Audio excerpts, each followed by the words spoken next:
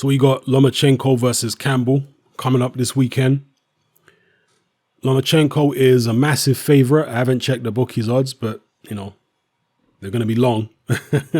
Massive favorite to defeat Campbell, despite the fact that Campbell himself was an Olympic gold medalist, had an extensive amateur background. Some say he's the best amateur that Britain has ever produced.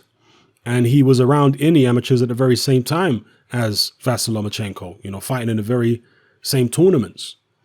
So, yeah, the fact that Lomachenko is such a massive favorite over a guy like that really does speak volumes about how special Lomachenko is. And he really is special, people. You know, he's only had the 14 fights, one loss, which was obviously to Salido. But, you know, apart from that blip, and that was a very rough fight, you know, against Salido. Salido was dirty and whatnot. And I think Lomachenko was a little surprised, maybe, and taken aback by how rough some professional fighters can be. Because in the amateurs, it's, you know, it's a lot cleaner than it is in the pros. But once he got used to that, it's been pretty plain sailing, really, from Vasyl Lomachenko. And he's got some extremely good names on his resume.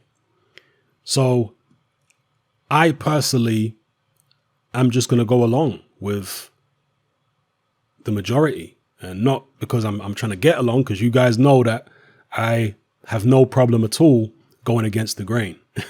Even if it means I get a tremendous amount of backlash, I don't give a damn. If it's what I feel and if it's what I observe, then I go with it. But in this instance, I really don't give Luke Campbell much of a chance. Now, obviously, he's not supposed to listen to people like me or anybody else saying that he doesn't have much of a chance. He's supposed to listen to himself and believe that he can win. He's supposed to listen to George Groves and his trainer, Shane McGuigan. He's certainly not supposed to listen to people like us who don't think he can do it. So I wish him all the best. But just looking at the fight objectively, Campbell is tough and he's tall and he knows how to fight tall. And that might allow him to go rounds. That might allow him to possibly go the distance, you know. Because that's one thing that nobody's really tried with Lomachenko, is to just keep Lomachenko on the outside. A tall guy with the kind of dimensions of Luke Campbell, just keep him on the outside. You know, Klitschko style, Tyson Fury style, attempt to do something like that with him. I know it's easier said than done, but at the end of the day, Vasyl Lomachenko is a short little guy with short arms. So if you just maximize your reach, stay on the outside, force him to try and turn and, you know, pressure fighter and come at you and slip your jabs and slip your long range shots, tie him up when he gets up close. Maybe that's something that Luke Campbell could try. Eddie Hearn has been talking about, or at least try in the early part of the fight and see if he can frustrate Lomachenko. And if he is able to frustrate him, maybe opportunities will open up from that. You know, he wouldn't necessarily be winning the early rounds where he's trying to frustrate Lomachenko, but he could just be, you know, making him close enough to make Lomachenko start taking chances, you know.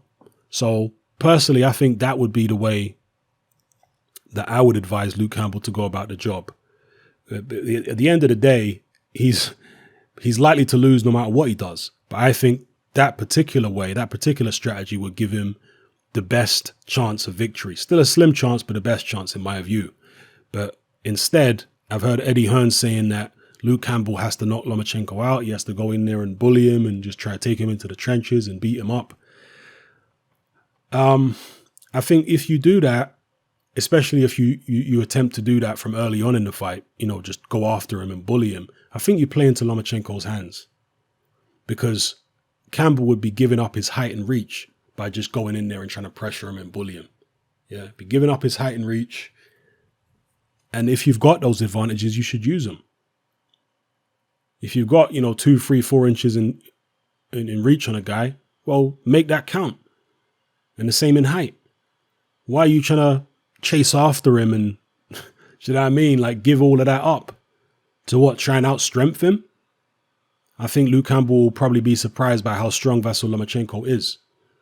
So, yeah, I'm obviously picking Lomachenko. I'm very confident that he'll win the fight.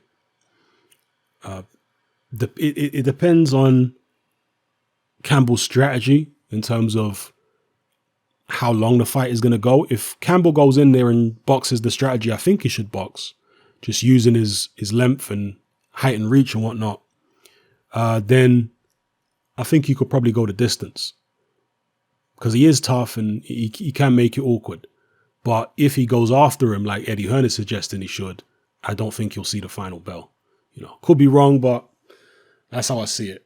Let me know what you guys think in the comment section below. And this really is a historic moment for British boxing, because it's very, very rare for a pound for pound top 2 guy. Even if you still got Crawford number 1, look, Lomachenko's at least number 2.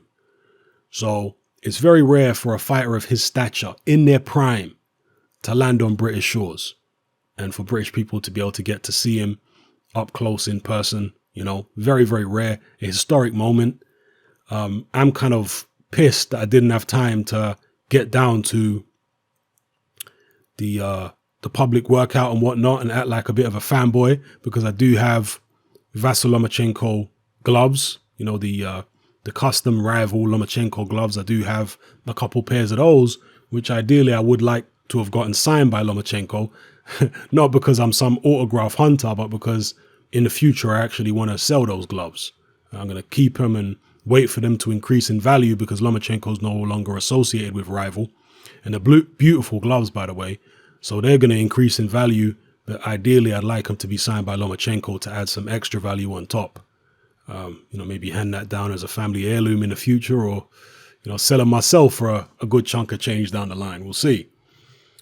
But yeah, I was kind of pissed I couldn't get down there to one of the public events for Lomachenko. Maybe I'll get down to the weigh-in, but I don't think Lomachenko will be around to sign autographs and all that kind of stuff at the weigh-in.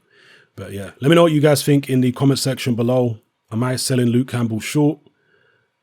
Will he pull off the upset against Lomachenko? Some people are saying that if Anthony Yarde had beaten Kovalev, that would have been a bigger upset than Campbell beating Lomachenko. In my head, I see it differently, because at the end of the day, it's all about perception.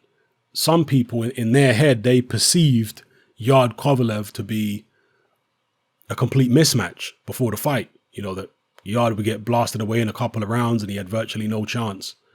But on paper, that's true. But in reality, when you looked at Kovalev and when you looked at the size of Yarde and his youth and his confidence and his speed and power, he had certain abilities that made him a little different than the average fighter who is that inexperienced, And when you combine that with Kovalev's age and the wear and tear and the stuff going on outside the ring, I felt as though that wasn't, an insurmountable challenge for Anthony Yarde.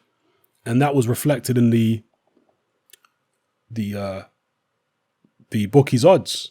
I think, what was it? Kovalev was like a 2-1 favorite or something. So it wasn't wide odds. The odds for Lomachenko Campbell must be vast. And I think that they're vast for a reason. So personally, I would see in my head, and based upon my perception and the way I view both fighters, I would see Campbell beating Lomachenko was a far bigger upset than it would have been if Yarde had beat Kovalev. That's how I personally see it. Yes, Campbell's a world level fighter and amateur background and experience and all this kind of stuff, but Lomachenko is not on the level of a Kovalev. He is many, many levels above that. You understand what I'm telling you? This is not an ordinary world-class fighter in Lomachenko. This is a guy who had something like 400 amateur fights and only lost one, and that was a controversial decision. This is not a normal world-class fighter. This is a once in a generation or once every couple generations type of fighter. So, yeah, that's how I see it, man. If Campbell somehow wins, to me, it'll be the biggest upset of the year by far. Yes, bigger than AJ losing to Ruiz. Definitely. So that's just the way I see it. The biggest upset so far, in terms of my perception, I don't care about what other people think. You've got your own mind. You can make up your own, your own mind about what you felt was the biggest upset to you personally. But to me personally, the biggest upset of the year so far was Pacquiao beating Keith Thurman. That was the biggest to me personally. Not on in terms of bookies odds, but to me personally in terms of my perception, because I just couldn't get my head around somebody like Jeff Horn beating Pacquiao, a couple years ago, and Keith Thurman going in there and losing to him. I couldn't get my head around it. Obviously I was wrong, and my perception was clearly off, but that's how I saw it at the time, So to me, that was the biggest upset for me personally, was Thurman losing to Pacquiao. I just did not see that happening. Yeah, but this right here, Campbell beating Lomachenko, that would eclipse Thurman losing to Pacquiao by a very long way. This would be incredible to me if Luke Campbell could pull this off. But I don't think he can. Yeah, let me know what you people think in the comment section below. It's happening, I'm out. Join me on Patreon. I upload a minimum of 2 podcasts every single week, covering a wide variety of controversial topics, as well as live stream Q&A sessions. Take a look on screen right now at some of the podcasts I've produced so far. For just $3 a month, the equivalent of about £2 a month, you get access to all my new podcasts and my entire back catalogue of past podcasts, including my popular Confessions of a Nightclub Bouncer series. You can listen on your computer or on your smartphone or tablet by downloading the Patreon app from the Google Play Store or the App Store for free. The Patreon app also allows you to download each podcast in MP3. For less than the price of a cup of coffee, you get access to dozens of hours of exclusive content.